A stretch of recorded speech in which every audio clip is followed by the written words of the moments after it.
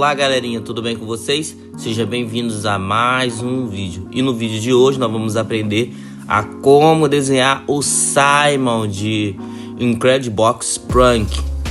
Esse jogo de música que tá muito popular e eu tô trazendo vários personagens dele. E agora, dessa vez, é a vez do Simon. Já deixa o seu like aí, se inscreve no canal se você não é inscrito. Estamos na meta de bater 20 mil inscritos até o Natal.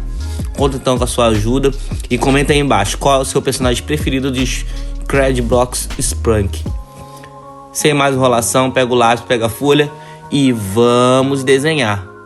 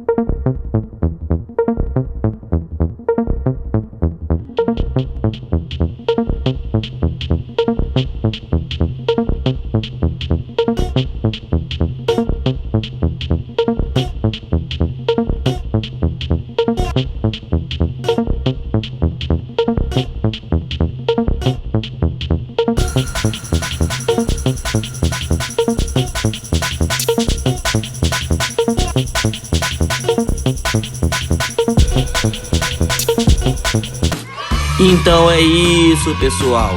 Muito obrigado por assistir o vídeo até aqui. Comenta aí o que você achou do vídeo.